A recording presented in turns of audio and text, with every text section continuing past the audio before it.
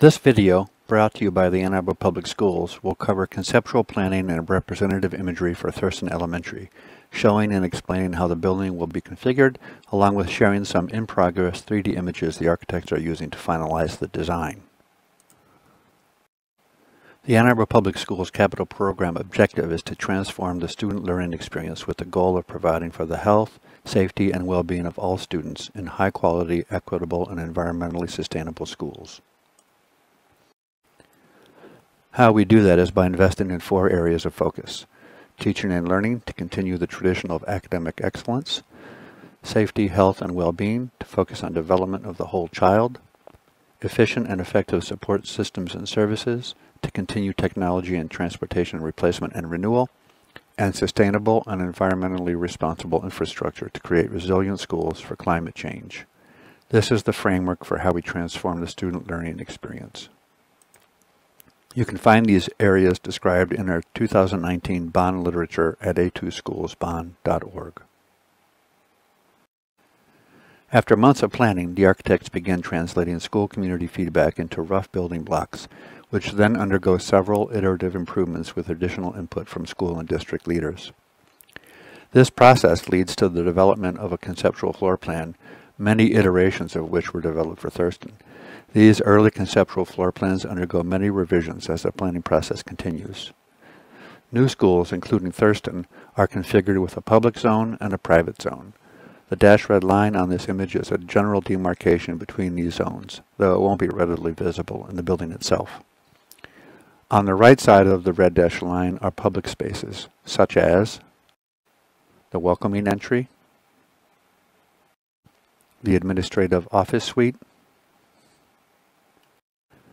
the gym, the cafeteria, and back-of-house spaces such as kitchens, mechanical, electrical spaces, etc. The public zone is typically a one-story zone that can be secured after hours to keep the rest of the school off limits, which is not something that can be done effectively in today's schools. On the left side of the red line are private spaces, such as learning suites, specials rooms like music, art, library, Project Lead the Way, teacher collaboration rooms, also known as educator workrooms, special education spaces, and stairs and elevators. The private zone is typically a 2-story zone, with the second story, not shown here, stacking directly over the first story, classroom over classroom. The ground level supports preschool through 2nd grade, and the upper level supports grades 3 through 5. Code requires preschool through 1st grade to be located on the ground level. The private zone can be compartmentalized for selective use after hours, as well as for lockdown procedures. These new school buildings are designed from the inside out, prioritizing internal spaces and functions before addressing external site factors. This approach acknowledges that the internal environment of schools plays a more significant role in the educational experience for students than the site does. By focusing on the building's internal functions first, architects can create more responsive and adaptable spaces that are aligned with modern educational needs.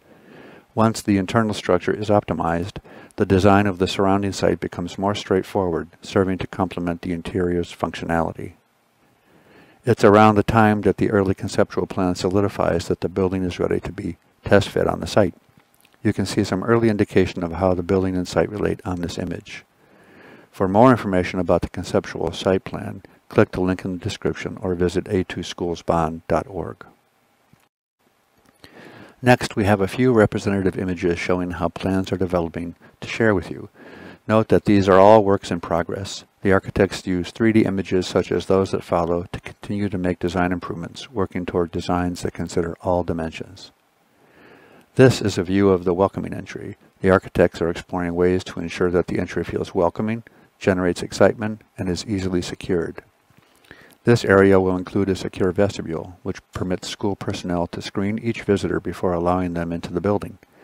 Secure vestibules are paired alongside general offices to enhance security at the building's main entry.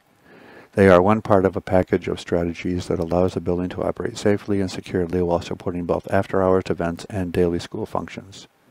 At this point, no final color selections have been made. This is a view of the cafe. The architects are working on both visual and physical connections from the cafe to the outside, plus focusing on acoustical solutions which are critical for this space type. This new cafeteria will be a multi-use space, accommodating lunches and some gatherings. For lunches, furnishings will be selected to improve student experience, reflecting inclusive and comfortable settings. At this point, no furniture selections have been made. This is another view of the cafe. The overhead doors to the right, shown closed, open into the adjacent servery. The architects are exploring ways for the servery and its equipment to remain neatly behind closed doors when the cafe has other uses, while also allowing generous openings between the cafe and servery during lunch hour.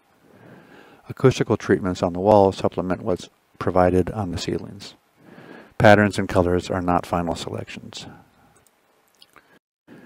This is a view of the gym. The architects are looking at how to optimize natural light into the gym as well as connections to the outside in a space sized to accommodate 2 concurrent PE classes. Gym equipment will include basketball and volleyball provisions. Gym equipment shown in this image is not the final design. Because the gym will also accommodate some types of school gatherings, acoustical and sound system solutions will be included. This is a view of the Heart, a new type of space that will be found in most new Ann Arbor Public Schools elementary schools. This space serves as a literal connection between the grade levels on the upper and lower floors. It signifies the beginning of the classroom wing within the private zone of the school and can be used for gatherings of up to 2 grade levels at a time. It is equipped with technology, so it can also be used for instruction. We are excited about the ways these new spaces can provide new functions to schools. This is another view of the Heart. The architects are exploring the use of color and pattern and the difference between using abstractions and more literal natural representations. Furnishing selections will accommodate a wide variety of uses for this space. This is a view of the library. The architects are exploring how functions and the scale of the space best relate. They are still defining areas for stacks, reading areas, a classroom setting, and resource spaces for librarians. In the next slide, you'll also see studies of views to the outside and natural light. This is another view of the library. The windows in the background look out over the Thurston Pond. The architects are considering using organic forms to complement colors and patterns at Thurston. This is a view of a typical learning studio, which is another name for a classroom.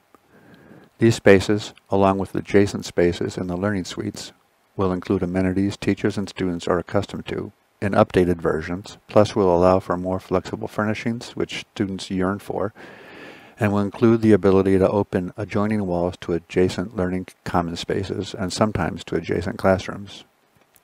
Layouts and accessories in learning studios are carefully engineered to provide ideal teaching and learning solutions, both for today and in the future. The architects are also looking at ways for these spaces to feel more cozy, which has been a universal request from students. This is another view of a classroom. Note that furniture selections have not been made.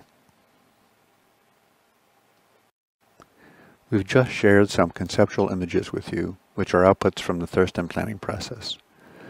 To learn more about the Thurston planning process and/or about building siting, click the link in the description or visit a2schoolsbond.org. Questions about this can also be posed by clicking the link in the description or by visiting a2schoolsbond.org. You can use the QR code to sign up for regular email updates. Thank you.